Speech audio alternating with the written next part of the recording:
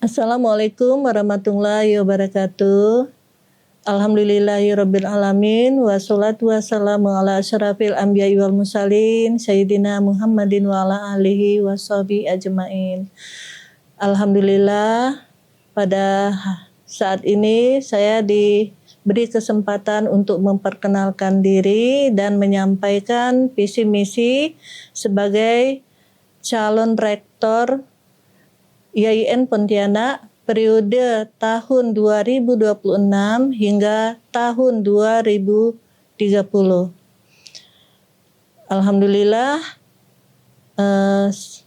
saya Ibu Rianawati yang sehari-harinya dipanggil sebagai Ibu Rianawati dengan nama lengkap adalah Profesor Dr. Rianawati Magister Agama. Sehari-hari tugas Ibu adalah sebagai dosen eptik atau dosen tarbiyah di IAIN Pontianak. Ibu beralamat tinggal di Jalan Haraisa Rahman, Gang Lompo Batang, nomor 17, Sungai Jawi Dalam. Alhamdulillah, Ibu ingin memperkenalkan juga keluarga Ibu. Suami Ibu adalah Insinyur Bambang Dermawan, pensiunan Pemda, Pemerintah Daerah Kabupaten Sekadau.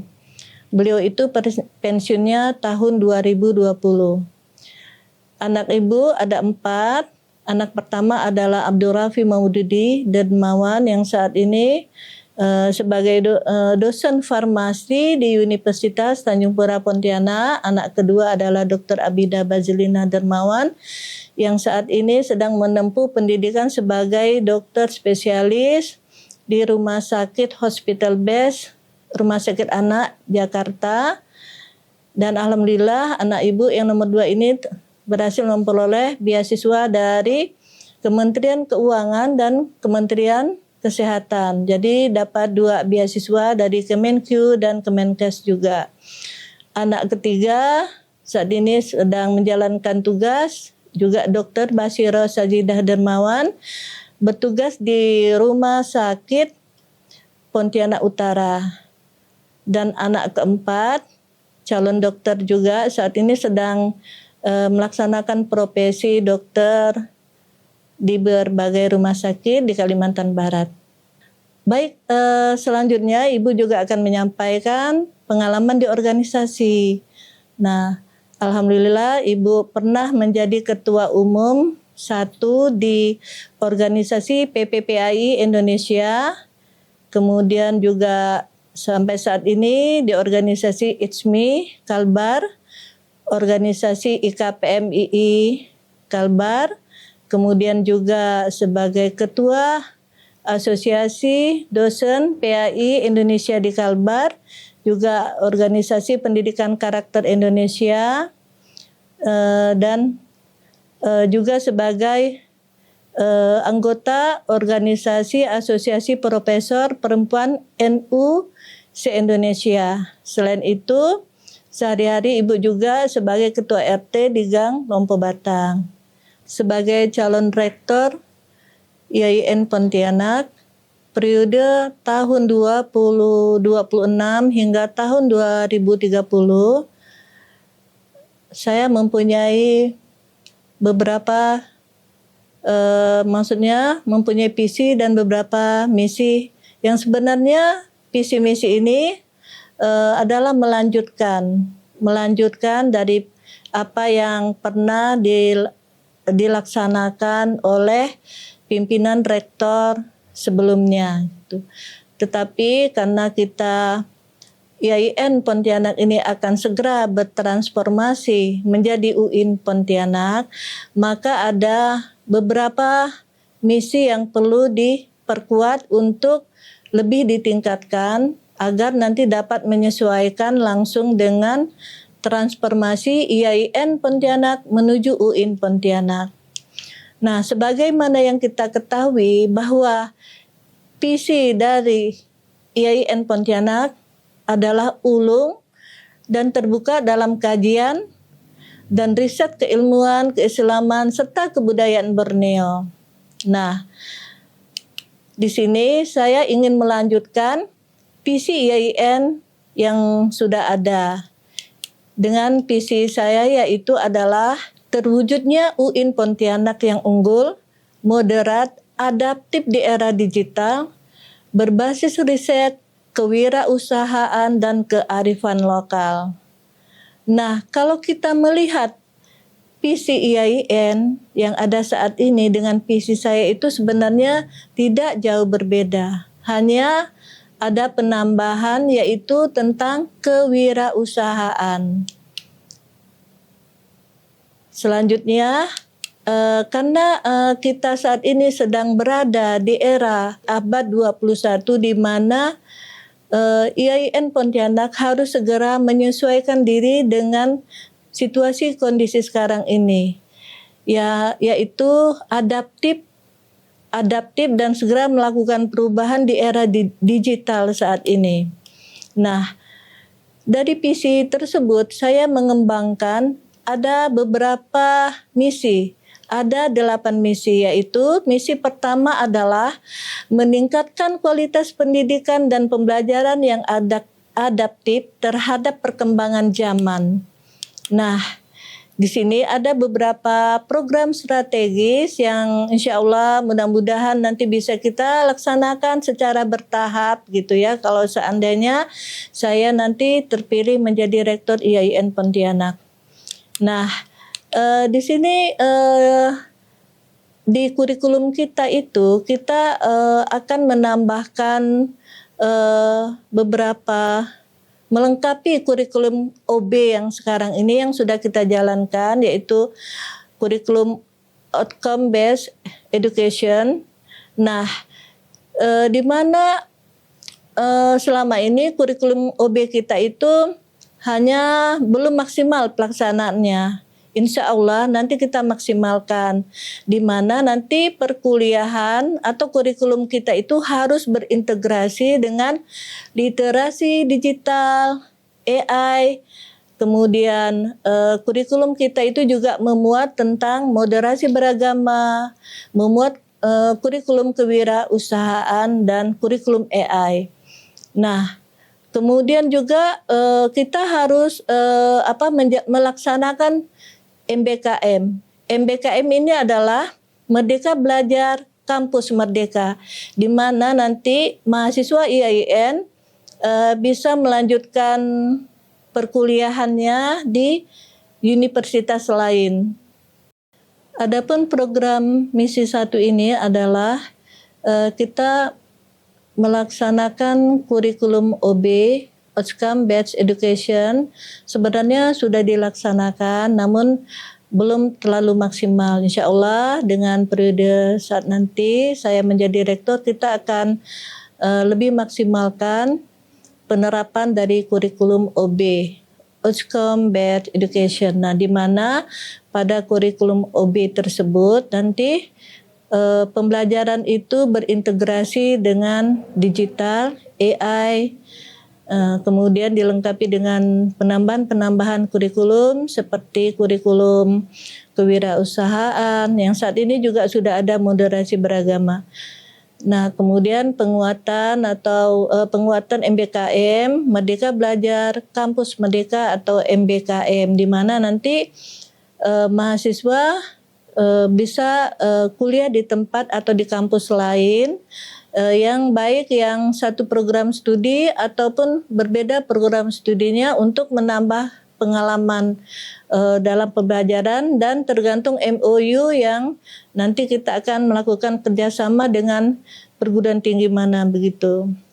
Nah, kemudian nanti kita juga akan melaksanakan juga kurikulum hibrid atau blended learning, di mana nanti mahasiswa itu ya tergantung nanti mudah-mudahan ada dananya, kita bisa belajar dengan AI, di mana nanti mahasiswa itu bisa belajar dengan LMS, Learning Management System, di mana nanti anak-anak atau mahasiswa kita itu bisa punya akun di sistem tersebut, kemudian mereka bisa belajar modulnya sudah ada, kemudian kuis, kemudian evaluasi juga ada di situ, dan di situ adalah karena program AI. Nanti AI-nya sendiri akan mendeteksi kompetensi mahasiswa tersebut. Misalnya kalau mahasiswa berprestasi, dia akan berikan reward. Kalau ada hukuman, nanti diberi punishment berupa penambahan tugas dan sebagainya. Itu namanya LMS atau dashboard AI. Nah, kemudian kita juga menginginkan nanti ada perkuliahan bilingual, yaitu kelas dua bahasa Indonesia dan bahasa Inggris ataupun bahasa Arab gitu. Nah, kenapa kita perlu adanya kelas bilingual? Nah, agar mahasiswa kita itu mempunyai kemampuan berbahasa asing. Nah, agar mahasiswa kita itu nanti mudah untuk mendapatkan beasiswa LPDP. Karena beasiswa LPDP itu syaratnya adalah harus mempunyai TOEFL 500 begitu. Jadi kalau tidak ada kelas bilingual, nanti kasihan mahasiswa tidak bisa mengikuti beasiswa LPDP untuk melanjutkan perkuliahan ataupun untuk mencari pengalaman pekerjaan di luar negeri. Itu yang kita inginkan, adanya penguatan pembelajaran bilingual. Nah, kemudian kita usahakan juga kurikulum kita itu nanti bersifat multidisipliner. Artinya harus ada perpaduan antara kurikulum agama dan kurikulum yang umum. Misalnya begini, ketika kita mempelajari tentang etika akhlak lingkungan, kita juga akan mempelajari tentang sains lingkungan. Kita belajar tentang bisnis syariah digital, kita otomatis mempelajari juga ekonomi digital. Ketika kita mempelajari tentang psikologi Islam, kita otomatis mempelajari psikologi umum. Begitulah.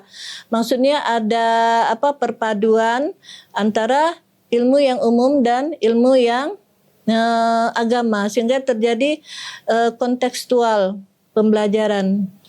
Baik, kemudian ini kan karena kita ingin mengembangkan, meningkatkan misi di bidang pembelajaran dan pendidikan, maka nanti selain di kurikulum itu, kita juga akan membentuk tim akreditasi fakultas, di mana tim akreditasi fakultas itu melakukan persiapan, pelaksanaan, monitoring sampai ke evaluasi, sehingga diharapkan lebih meningkatkan akreditasi yang sudah kita peroleh menjadi lebih unggul begitu. Kemudian mengembangkan webinar FGD fakultas untuk para dosen. Selanjutnya juga untuk pengembangan pengabdian masyarakat berbasis fakultas. Baiklah, untuk misi kedua adalah meningkatkan kualitas sumber daya manusia, baik dosen maupun tenaga kependidikan yang kompeten, produktif, dan berintegritas. Nah, diupayakan nanti jumlah profesor itu akan lebih ditingkatkan, jumlah doktor yang sudah S3 juga harus lebih ditingkatkan melalui beasiswa internal kampus. Kemudian juga kita nanti kalau perlu kita ada konseling untuk memperoleh beasiswa baik bagi dosen ataupun mahasiswa. Kemudian ada pendampingan percepatan untuk kenaikan pangkat ataupun jabatan fungsional dosen. Kemudian meningkatkan kualitas dan kuantitas riset dosen, mahasiswa, dan juga tenaga kependidikan yang sudah fungsional. Pelatihan-pelatihan, kemudian meningkatkan juga tenaga kependidikan untuk mereka bisa melanjutkan kuliah di S2. Kemudian selain itu di misi kedua ini adalah yang terpenting ada rekrutmen SDM itu sesuai dengan kebutuhan. Artinya apa? Mereka harus punya kompetensi, keprofesionalan, dan integritas yang baik yang dapat membantu mengembangkan, mempercepat transformasi IAIN Pontianak menuju UIN Pontianak. Dan selanjutnya misi ketiga adalah mengembangkan budaya riset, publikasi ilmiah dan inovasi yang berkontribusi bagi ilmu pengetahuan dan pembangunan daerah. Nah, bagaimana cara program strategis untuk di misi ketiga ini adalah dengan meningkatkan hibah riset internal, kompetitif mahasiswa, dosen dan tenaga kependidikan fungsional, pendampingan hibah riset, pelatihan-pelatihan hibah riset, nah terus pendampingan publikasi nasional, internasional yang bereputasi, penguatan pusat studi dan laboratorium riset. Kemudian juga kita membentuk gitu ya beberapa pusat riset.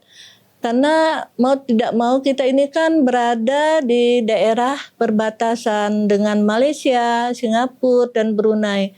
Jadi kita masih punya pusat-pusat atau center seperti Center for Border Civilization Studies, Center for Islamic Moderation and Diversity, Center for Malay Civilization Studies, Center for Tropical Ecology dan Sustainability.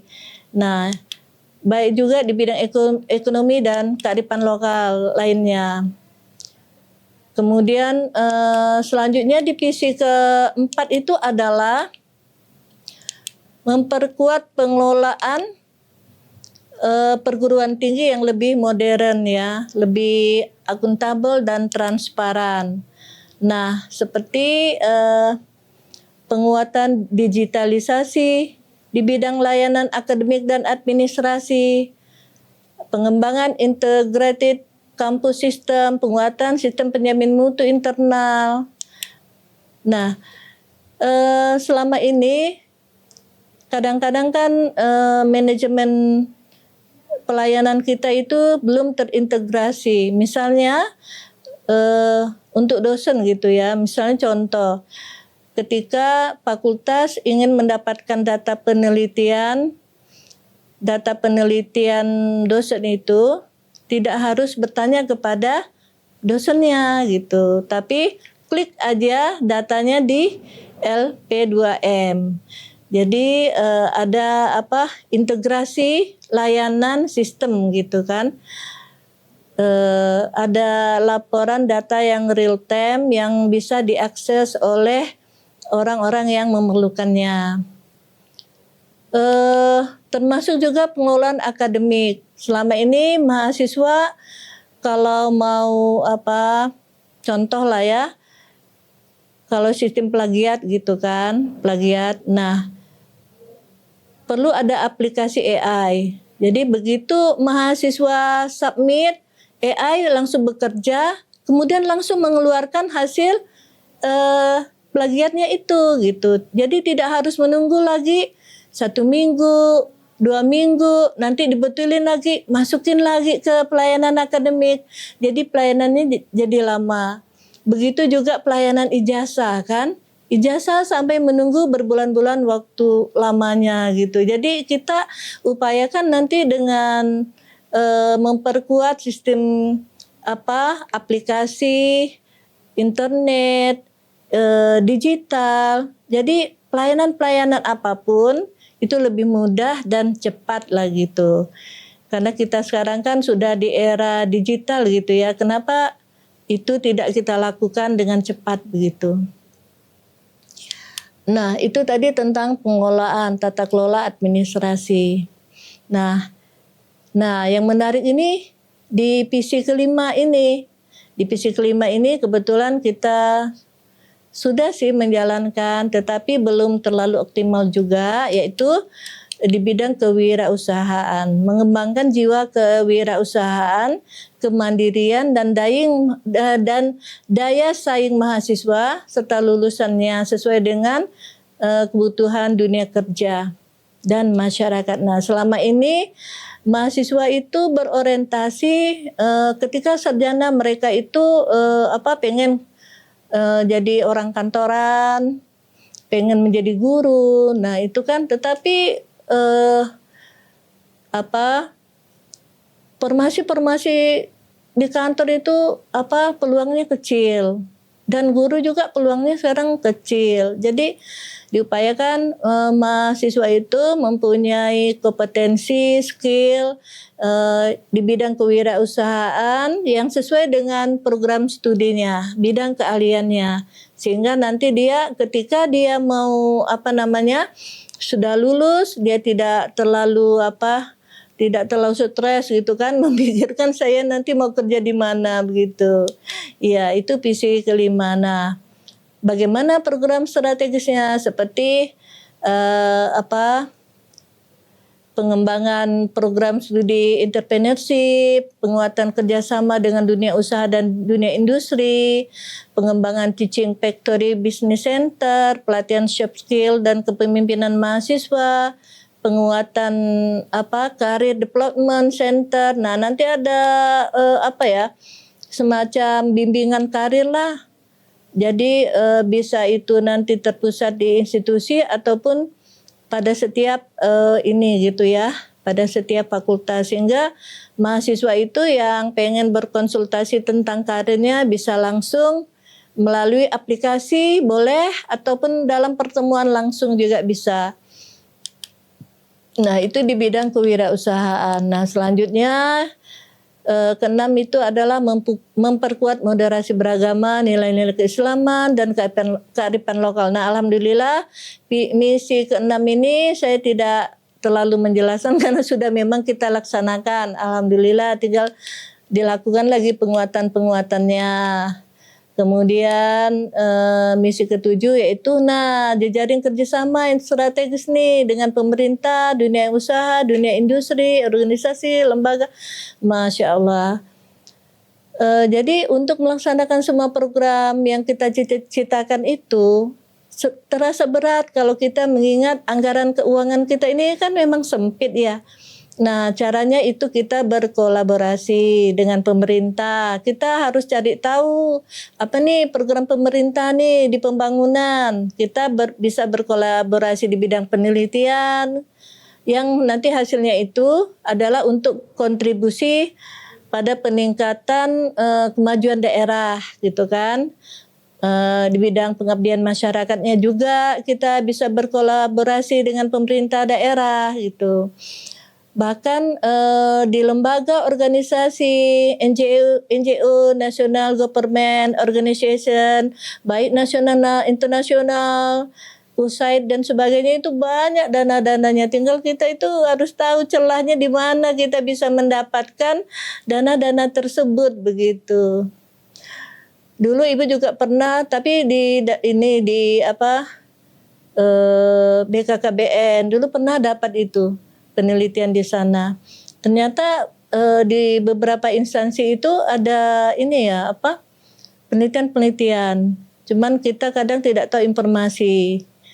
Nah, itulah maksudnya kita harus memperkuat kerjasama baik di bidang akademik, kurikulum, kemudian penguatan kerjasama tentang kewirausahaan, kerjasama dengan pusat-pusat kerjasama, pusat-pusat kajian. Ini harus kerjasama, kalau tidak kerjasama nih sulit gitu. Kemudian pengembangan program student lecture mobility, kemudian kerjasama riset kolaboratif mahasiswa dosen ya, baik nasional maupun internasional, penguatan promosi and branding menuju UIN ya. Nah, visi yang terakhir adalah misi ke-8 itu adalah meningkatkan kualitas sarana prasarana kita ya. Nah, saat ini kan kita nih belum ada lab ya, maksudnya lab kita terbatas laboratorium. Nah, nanti diupayakan itu kita memperbanyak laboratorium, baik laboratorium yang setiap fakultas ataupun nanti bisa terpadu. Nah, kemudian juga penguatan jaringan internet itu yang paling penting itu kan. Kemudian program aplikasi itu kita perkuat. Pengembangan perpustakaan berbasis digital. Jadi nanti mahasiswa kita kalau mau cari buku tidak perlu harus ke perpustakaan. Ada sebagian buku ataupun nanti ada beberapa buku yang bisa diakses melalui digital begitu, namanya e-book. Kemudian pusat-pusat kajian. Nah, pusat-pusat kajian kita ini baru ada moderasi beragama. Kalau ada kearifan lokal, misalnya kajian pusat kajian Melayu, Cidayu, Cina, Dayak ya, kayak Institut Dayakologi di Siantan itu sudah ada. Nah, kalau kita punya pusat-pusat kajian itu, kita punya lengkap lagi, nanti kita akan dikunjungi oleh orang-orang asing ya, orang-orang internasional. Wah, IAIN ini terkenal dengan pusat kajian ini gitu. Nanti datanya ada di IAIN Pontianak. Jadi nanti pada berkunjung mereka untuk mencari data gitu kan. Kalau kita ini betul-betul serius mengembangkan pusat-pusat kajian, kearifan lokal, moderasi beragama dan bidang-bidang lainnya. Kemudian memperkuat laboratorium juga, terutama juga laboratorium bahasa, laboratorium digital, Masya Allah. Nanti kita upayakan seperti itu. Baik, selanjutnya saya ingin menyampaikan yang paling menarik di sini adalah bidang kewirausahaan. Nah, ternyata bidang kewirausahaan di dalam setiap prodi itu Masya Allah luar biasa bagusnya begitu ya. Contoh lah ya di bidang tafsir hadis. Kadang-kadang kita nih bingung, prodi tafsir hadis nanti akan bekerja di mana gitu kan, apa di kantor atau menjadi guru, bingung juga kan. Ternyata bidang tafsir hadis itu luar biasa kewirausahaannya. Nah, ini ada, kita coba nanti itu ya, mengembangkan digitalnya itu, pengembangan aplikasi keagamaan. Jadi nanti ada mahasiswa itu berlatih kompetensinya di bidang digital sesuai dengan bidang keahliannya. Contoh lah bidang tafsir hadis. Ada startup aplikasi tafsir hadis tematik, tuh, di mana nanti mahasiswa tafsir hadis itu bisa membuat aplikasi seluler, mobil, apps yang fokus pada klaster tema tertentu. Misalnya hadis-hadis manajemen, bisnis, tafsir ayat-ayat ekologi, hadis kesehatan. Kemudian ada platform kampus hadis digital, mesin pencari hadis sahih. Kemudian ada studio infografis, kemudian production house, podcast, vlog keislaman, jasa edus, content planner, ya. Nah, kemudian bagaimana nanti anak-anak itu bisa bekerja sama kan? Kita bisa bekerja sama dengan beberapa kolaborasi bidang tafsir hadis, yaitu misalnya ada Mitra Lajnah Pentasi Musyaf Al-Quran, Kemenak, Majelis Ulama Indonesia MUI, Komisi Fatwa, dan Lembaga Batsul Masail atau LBM.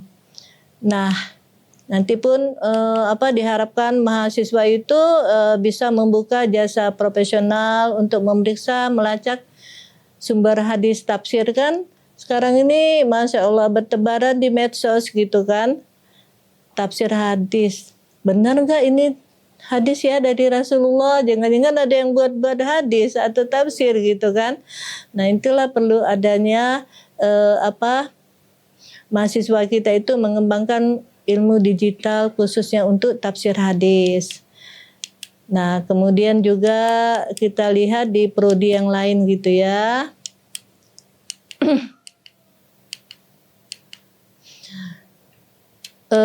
Di ini prodi selanjutnya itu adalah prodi perbandingan agama. Nah, kalau di prodi perbandingan agama ini kan juga kita membingungkan. Apa sih sebenarnya lulusannya itu kan? Nah, nanti juga di prodi perbandingan agama itu mereka bisa studi edukasi pluralisme visual, membuat plafon apa namanya di Instagram, TikTok, YouTube yang menyajikan tentang apa toleransi beragama kan, video pendek tentang sejarah agama-agama. Jadi ada ibu memperhatikan sebuah YouTube atau YouTube Short itu yang pendek tentang toleransi kehidupan agama di zaman Rasulullah, Masya Allah kan. Kita mengetahui bahwa Rasulullah itu adalah orang nomor 1 yang berhasil melaksanakan pemerintahan yang plural gitu ya, yang terdiri dari banyak agama dengan piagam Madinahnya itu. Nah, di situ ada yang menceritakan tentang piagam bagaimana pelaksanaan implementasi dari piagam Madinah itu. Masya Allah, penduduk Madinah yang terdiri dari Yahudi, Muslim, Islam gitu kan, bekerja sama dengan orang Yahudi, Nasrani dalam membangun pemerintahan Islam. Mereka juga membayar pajak untuk kafir jimmi namanya itu pajak ya. Kita waktu itu membayar zakat namanya. Nah, itu nanti prodi perbandingan agama bisa membuat YouTube pendek seperti itu. Kalau penontonnya banyak, wah lebih dari pegawai negeri dah gajinya itu kan. Nah, itulah. Kemudian ada industri kreatif, konten perdamaian kan. Nah, kemudian platform wisata toleransi. Nah, kalau platform ini nih wisata toleransi, kita bisa main kemana tuh? Ke kota Singkawang. Di mana kota Singkawang itu kota nomor 2 kah? Waktu itu nomor 1 toleransi se-Indonesia, kota toleransi se-Indonesia. Bagaimana itu penduduknya itu saling bekerja sama antara masyarakat Cina, Dayak dan Melayu atau Cidayu. Nah, itu ya. Game edukasi toleransi, pokoknya banyak dah ininya ya. Prodi-prodi yang lain juga dapat mengembangkan diri dalam program digital itu sesuai dengan bidangnya masing-masing. Baik, itu saja yang Ibu sampaikan. Nanti kalau ada yang berminat untuk mempelajari bidang-bidang kewirausahaan ini bisa berhubungan dengan website IAIN Pontianak atau kepada narasumber Ibu langsung. Bagaimana strategi dan langkah konkret Ibu untuk mewujudkan transformasi kelembagaan dari IAIN menjadi WIN Pontianak? Baik, adapun langkah-langkah strategi yang nanti akan dilaksanakan dalam rangka transformasi IAIN Pontianak menuju kepada UIN Pontianak, ada beberapa langkah strategi yang harus kita laksanakan, yaitu pertama tahap awal itu kita membentuk tim percepatan transformasi UIN. Misalnya nanti terdiri dari beberapa Pokja gitu kan, kelompok kerja seperti Pokja regulasi dan kelembagaan ini harus penting ya, dasar daripada kita melaksanakan perubahan begitu. Kemudian Pokja Akademi Kurikulum, Pokja SDM dan Tata Kelola, Pokja Sarana Prasarana, Pokja Keuangan dan Pendanaan, Pokja Monitoring dan Evaluasi. Nah, tahap kedua adalah menyusun roadmap transportasi yang terukur. Roadmap-nya ini terdiri dari bisa saja per tahun, kemudian nanti tahun demi tahun itu kita lihat perkembangannya. Nah, kemudian kan nanti roadmap ini memuat tentang tahapan regulasi kemudian target akreditasi yang sudah tercapai apa saja, pengembangan sarana prasarana, kebutuhan SDM, pengembangan fakultas dan program studi. Nah itu tentang roadmap-nya itu, target penelitian publikasi, strategi pendanaan seperti apa. Kemudian ada dashboard-nya juga. Dashboard ini real time, bisa dilihat oleh siapa aja. Dashboard ini tentang status regulasi, jumlah dokter, profesor, akreditasi, publikasinya bagaimana, pendanaan, infrastruktur, dan sebagainya. Kemudian juga ada penguatan kualitas akademik yang seperti tadi Ibu bilang itu kan. Nah, kemudian membuka program studi baru gitu, program fakultas baru mungkin. Nah, selama ini kan yang berpeluang untuk menjadi fakultas baru itu adalah prodi psikologi. Nanti bisa menjadi fakultas psikologi. Kasihan sekali lulusan kita ya, psikologi umum atau psikologi Islam itu bingung. Nanti mau kerjanya di psikologi apa? Padahal misalnya di rumah sakit jiwa itu mereka meminta lulusan psikologi klinis. Sedangkan kita belum ada gitu kan. Jadi kasihan juga lulusannya itu kan. Mau kerja di mana begitunya. Jadi dengan adanya fakultas nanti fakultas psikologi bisa membuka beberapa prodi yang kemungkinan itu prodinya itu nanti mau prodi apa, psikologi apa begitu. Yang tentunya prodinya itu tentu dibutuhkan oleh misalnya rumah sakit kan. Misalnya di sekolah-sekolah gitu kan. Nah itu, jadi kita nanti akan segera membuka fakultas baru. Kemudian penguatan infrastruktur kampus. Nah ini kan karena tadi kita itu bercita-cita dalam visi misi meningkatkan kualitas, kuantitas sarana prasarana, tentu kita menginginkan adanya kelas smart classroom. Nanti di fasilitas itu lengkap untuk fasilitas smart classroom. Kemudian digital library, pusat riset, inkubator bisnis, learning management system yang kuat. Nah, keasramaan mahasiswa juga, membangun ekosistem riset unggulan Kalimantan Barat. Nah, itu juga yang paling penting. Nah, kemudian memperkuat kolaborasi nasional internasional, kemudian reformasi tata kelola, administrasi dan pelayanan. Kemudian mobilisasi dukungan pemangku kepentingan. Kita berusaha untuk tetap bekerja sama, memperluas kerjasama Kementerian Agama, pemerintah Provinsi Kalimantan Barat, DPR RI, tokoh masyarakat, alumni, dan dunia usaha.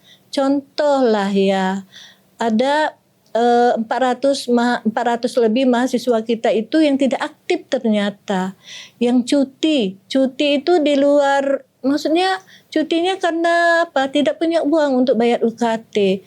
Seandainya kalau kita bekerja sama dengan pemerintah daerah seperti dinas sosial kan, kita bisa minta bantu beasiswa KIP namanya kan, minta kuota itu diperbesar, minta kuota KIP juga bisa dari Kementerian Agama. Kemudian kita juga bisa menggalang orang tua asuh gitu kan. Nah, supaya jangan sampai ada mahasiswa yang tidak aktif kuliah. Masya Allah, itulah yang harus kita tidak boleh kita diamkan, harus kita adakan reformasi seperti itu. Nah, itu tadi beberapa, tetapi yang paling penting di sini nanti Ibu akan sampaikan sedikit strateginya. Yang menjadi masalah kita itu adalah ini ya, tanah kita ini belum mencukupi persyaratan. Insya Allah kita akan bekerja sama dengan pemerintah daerah, baik pemerintah daerah Kuburaya yang mungkin bisa bantu kita untuk mencukupkan persyaratan tanah, kemudian penataan tata kelola tadi yang sudah disebutkan ya, ruangan-ruangan, bagaimana ruangan-ruangan itu bisa diaktifkan untuk bisa diisi dengan kegiatan, berbagai kegiatan-kegiatan. Misalnya kayak ada kita punya gedung perpustakaan yang beberapa lantai di atasnya itu masih kosong. Nanti di situ kita bisa membentuk pusat-pusat kajian dan laboratorium menggunakan gedung perpustakaan yang masih kosong beberapa lantai. Nah, kemudian sistem yang terintegrasi juga harus kita benahi. Nah, sistem administrasi juga di fakultas, jangan sampai nanti memberikan pelayanan, maksudnya supaya pelayanannya lebih cepat gitu, efisiensi keuangan, melengkapi sarana prasarana dan sebagainya. Itu yang strategi yang dapat saya sampaikan nanti ketika saya menjadi rektor. Terima kasih. Apa program unggulan Ibu untuk meningkatkan kualitas Tridharma perguruan tinggi, pendidikan, penelitian, dan pengabdian kepada masyarakat? Ya, program unggulan kita ini kan ada 3 yang terkait dengan Tridharma perguruan tinggi. Yang pertama itu adalah bidang pendidikan dan pengajaran, tentunya yang berkaitan dengan kurikulum. Kemudian juga program penelitian dan publikasi, dan yang ketiga adalah pengabdian masyarakat. Nah, untuk untuk bidang penelitian itu ada beberapa strategi yang kita jalankan, yaitu tadi sudah saya sampaikan di misi sebelumnya bahwa kita ini harus mengintegrasikan dengan beberapa kurikulum yang sudah ada sekarang itu, yaitu moderasi beragama. Nah, nanti kita akan menambahkan, kurikulum kearifan lokal juga sudah masuk di kurikulum kita, tapi nanti ada juga kurikulum digital, AI, dan kurikulum kurikulum digital, AI. Nah, itu tadi terus melengkapi kurikulum OB tadi, di mana nanti kita akan melaksanakan blended learning, kemudian melaksanakan MBKM, berintegrasi pembelajarannya dengan AI, kemudian juga ada kelas bilingual, kemudian meningkatkan kompetensi mahasiswa yang jelasnya nanti mudah-mudahan kita bisa melaksanakan pelatihan-pelatihan untuk mahasiswa, kemudian nanti ada diberikan sertifikat kompetensi pada mahasiswa. Nah, itu di bidang kurikulumnya. Nah, selain itu pun kita juga meningkatkan kinerja dosen juga di bidang pendidikan dan pengajaran, di mana nanti para dosen itu diberikan pelatihan bagaimana mereka dapat menyusun kurikulum yang baik, kemudian ada tim akreditasi lah untuk pendidikan pengajaran supaya terlaksana dengan baik. Kemudian juga ada webinar, FGD para dosen itu harus diaktifkan juga supaya dosen itu cepat naik jabatan dan juga karirnya lebih baik gitu, lebih bagus. Harus lebih diperhatikan di bidang pendidikan dan pengajaran. Nah, selanjutnya di bidang penelitian nih ya. Di bidang penelitian itu tentunya memperkuat penelitian. Nah, baik penelitian dosen, mahasiswa, dan tenaga fungsional pendidikan. Diupayakan nanti biaya penelitian atau dana penelitian, anggaran penelitian itu tidak saja berfokus di LP2M, tetapi di fakultas juga nanti ada penelitian gitu, dana penelitian di mana nanti dosen dan para mahasiswa itu bisa berkompetisi juga untuk mendapatkan dana penelitian di fakultas. Jadi penelitian itu jangan dijadikan momok gitu, tetapi menjadi kegiatan sehari-hari yang menyenangkan, baik bagi mahasiswa ataupun para dosen. Kemudian tentunya meningkatkan kerjasama di bidang penelitian riset gitu kan, baik nasional maupun internasional. Kemudian yang paling penting ada konseling gitu ya, konseling penelitian. Kalau sekarang kan dosen itu bertanya-tanya pada temannya, bagaimana sih metode penelitian ini cocoknya dengan judul ini gitu kan. Nah, sekarang nggak perlu lagi bertanya ke situ, tanya saja di aplikasi yang sudah tersedia di IAIN. Nanti dia akan jawab, oh kamu ini cocoknya di metodologi ini judulnya, katanya begitu kan. Terus kita bisa bertanya, bagaimana problem ini? Nanti dia akan jawab gitu. Kalau konseling aplikasi itu juga bisa dengan pertemuan langsung kepada tim yang sudah ditunjuk untuk membantu para mahasiswa, dosen untuk melakukan penelitian begitu kan. Jadi sekarang itu dosen itu udah nggak udah tidak terlalu stres menghadapi penelitian, tapi ada bantuan-bantuan dari luar. Kemudian meningkatkan jumlah jurnal, Scopus, Sinta. Masya Allah sekarang ini posisi Sinta kita di peringkat yang memprihatinkan di Kalimantan Barat ya. Sinta IAIN Pontianak itu masih memprihatinkan. Insya Allah mudah-mudahan dengan kita geber kayak begini, Sinta kita akan naik gitu. Nah, kemudian juga mendatangkan dosen tamu dari luar yang mereka itu sudah terbiasa mendapatkan hibah penelitian. Kita kan pengen juga kan dapat dana penelitian, wah ada yang puluhan juta, ada yang ratusan juta, gimana ya triknya ya, Masya Allah. Saya ini udah pinter ya, saya ini udah merasa bagaimana kok nggak lolos penelitiannya. Nah, ayolah kita belajar trik-triknya dari dosen tamu yang kita undang di luar yang udah biasa mendapatkan dana hibah penelitian. Nah, begitu kan. Nah, itulah ya. Jadi kita ingin mulai seperti itu supaya penelitian dan publikasi kita ini maju dan dikenal orang ya. Sebab kalau bidang penelitian kita kurang, bagaimana orang luar mau mengenal kita kan? Kita harus punya profil gitu.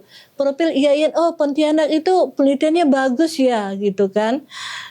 Smart kampusnya bagus, classroomnya bagus. Masya Allah, kalau orang sudah mengenal kita seperti itu di luar, IAIN tidak akan menjadi tidak akan menjadi pilihan nomor 2 lagi. Sekarang itu kan yang menjadi pilihan pertama Untan. Nah, apalagi nanti kalau IAIN sudah menjadi UIN, Masya Allah sudah ada jurusan prodi-prodi umum, wah bertambah ramailah tempat kita ya enggak? Itu yang kita harapkan. Nah, sekarang di bidang pengabdian masyarakat. Nah, bidang pengabdian masyarakat itu kita bisa melakukan pengabdian di bidang moderasi beragama, pemberdayaan ekonomi masyarakat, pendidikan literasi masyarakat, pengembangan desa binaan, kesehatan dan kesejahteraan sosial, lingkungan dan ketahanan ekologis, transformasi digital masyarakat, pendampingan kebijakan dan tata kelola, pemberdayaan perempuan. Banyak sekali kegiatan pengabdian kita yang harus kita kembangkan. Nah, di 3 program ini kalau mengharapkan dana dari yang ada itu agak sulit ya kita untuk mengembangkan diri. Tetapi yang paling penting kita harus rajin bekerja sama melakukan MOU dengan dengan pemerintah, lembaga, organisasi, dunia usaha dan sebagainya. Sehingga pendidikan pengajaran Tridharma perguruan kita, penelitian dan pengabdian masyarakat bisa berkembang luas. Baik, itu saja, terima kasih. Baiklah, strategi dalam meningkatkan animo dan minat calon mahasiswa untuk kuliah di IAIN Pontianak di tengah persaingan PTKIN dan PTS ini adalah ada beberapa strategi mungkin yang gagasan ini bisa diimplementasikan. Yang strategi yang pertama adalah memperkuat branding IAIN Pontianak sebagai kampus pilihan utama Kalimantan Barat. Nah, bagaimana langkah konkretnya? Langkah konkretnya adalah dengan penguatan media sosial masyarakat, produksi konten kreatif dan inspiratif, testimoni alumni yang sukses, publikasi prestasi dosen dan mahasiswa, kampanye digital yang menjangkau generasi Z dan Alpha. Masya Allah. Kalau tidak melalui, kadang-kadang kita suka berpikir, selalu aja ingin memperkenalkan IAIN melalui promosi yang sebagaimana yang diprogramkan. Padahal kalau nanti mahasiswa kita sudah kreatif dengan digitalnya, itu otomatis kita akan dikenal oleh masyarakat luas. Wah, ini dari IAIN Pontianak ya, pintar sekali ininya ya katanya. Media sosialnya bagus, TikTok, Instagram dan sebagainya. Nah, itu yang harus kita kembangkan. Jadi kompetensi mahasiswa di bidang digital ini, yang di media sosial ini, sekaligus bisa menjadi sarana promosi tidak langsung yang kita laksanakan gitu. Nah, kemudian menyesuaikan program studi dengan kebutuhan masa depan. Nah, insya Allah nanti ya, kalau kita sudah menjadi UIN, kita akan membuka prodi-prodi yang memang sangat dibutuhkan oleh masyarakat. Tidak hanya prodi-prodi tentang keislaman saja kan, tetapi ada prodi-prodi umum seperti mungkin nanti ada fakultas kedokteran, ada fakultas farmasi, ada fakultas keperawatan ya kan. Nah, ada teknik informatika, sistem informatika dan sebagainya itu. Jadi kita membuka program yang baru sehingga itu pun bisa menjadi sarana promosi untuk meningkatkan animo masyarakat terhadap IAIN yang notabene nanti akan menjadi UIN Pontianak. Nah, tadi kan. Kemudian menjadikan lulusan cepat. Lulusan kita itu bisa cepat terserap di dunia kerja. Nah, bagaimana caranya? Selama ini kan juga ada kebingungan di mahasiswa kita, terutama yang ibu tahu lah ya, yang di EPTIK itu, biasa mereka itu sulit untuk menjadi guru karena sekarang ini sudah menjadi guru honor itu sudah terbatas gitu. Sudah maksudnya dengan adanya P3K kemarin, program P3K sudah terisi kebutuhan guru-guru di sekolah. Nah, itu artinya membuat peluang yang kecil bagi lulusan PAI atau di tarbiyah untuk menjadi guru kan. Nah, kadang ada kebingungan seperti itu. Tetapi dengan adanya program kewirausahaan nanti, mahasiswa itu bisa mengembangkan dirinya agar lebih terserap di dunia kerja. Misalnya melalui langkah konkret yaitu Career Development Center, nanti kita arahkan nanti mahasiswa itu bisa berkonsultasi pada Career Development Center, kemudian program magang, bersertifikat, kemitraan dengan pemerintah daerah, kemudian dengan dunia usaha, industri, pelatihan kewirausahaan lebih kita aktifkan. Jadi kalau mahasiswa nanti ketika dia magang, kemudian dia MBKM ya, Kampus Merdeka di proyek-proyek kemanusiaan, di lembaga organisasi, otomatis nanti dia kalau udah sarjana, udah nggak jadi tempat kerja, disitulah nanti dia bekerja begitu kan. Kalau seandainya sudah kita mulai ketika dia masih mahasiswa. Kemudian program IAIN Pontianak Goes to School. Nah, dosen dan mahasiswa gencar melakukan pengabdian masyarakat di sekolah-sekolah. Nah, kalau kita sering melakukan kunjungan-kunjungan di sekolah, Masya Allah, orang tua akan kenal dengan IAIN Pontianak, apalagi yang melihat mahasiswa kita itu ya Allah cantik-cantik, ganteng-ganteng, berakhlak mulia, Masya Allah, mereka itu senang sekali. Wah, nanti saya ingin masuk IAIN Pontianak, katanya mau masuk UIN Pontianak. Nah, itulah ya yang harus kita bangun. Goes to School. Nah, itu tadi. Nah, kemudian ada Strategi yang kelima ini ya, memperluas beasiswa dan skema pembiayaan pendidikan. Jadi kita itu yang tadi Ibu bilang, jangan sampai kita ini cuma bekerja di beberapa pihak saja, tetapi kita memperluas kerjasama kita dengan pemerintah daerah, dengan Kementerian Agama, dengan orang tua asuh, lembaga, agar kita itu lebih banyak mendapatkan peluang beasiswa gitu. Jadi bisa membantu anak-anak yang mungkin kurang mampu. Jadi dengan banyaknya program beasiswa di tempat kita, otomatis mereka senang kuliah tempat kita. Wah, kuliahnya gratis ya di IAIN ya, katanya gitu kan. Jadi jangan ada kesan, wah UKT-nya mahal lagi, tidak ada program beasiswanya sedikit gitu kan. Jadi kalau ada program beasiswa yang banyak itu lebih meningkatkan animo anak-anak yang lulusan dari MAN, lulusan dari SMA untuk kuliah di IAIN Pontianak. Kemudian itu tadi lagi ya, strategi yang keenam itu adalah penguatan pengalaman mahasiswa. Student experience namanya itu. Nah, bagaimana mahasiswa itu perannya itu harus diaktifkan melalui berbagai organisasi. Mahasiswa kita harus aktif ikut kompetisi kan, nasional maupun internasional. Wah, luar biasa ya. Jadi kayak SMA, kayak inilah SMA 1 kan, SMA Negeri 1.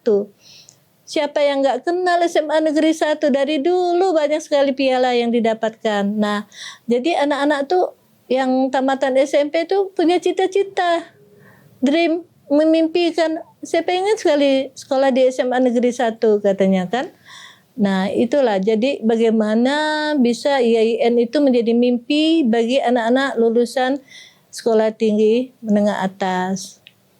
Kemudian ada program pertukaran mahasiswa di luar negeri, inkubator bisnis mahasiswa, smart campus berbasis digital. Nah itu ya, kita ingin nanti mahasiswa kita nih aktif seperti ini nih. Di smart campusnya, di inkubator. Inkubator itu pendampingan bisnis mahasiswa.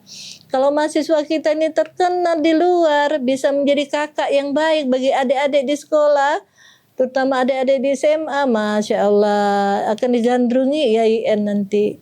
Kemudian memanfaatkan kekuatan alumni sebagai duta kampus. Nah, kita kan punya alumni nih. Alumni kita ini sudah luar biasa senior ya, dan berada di mana-mana.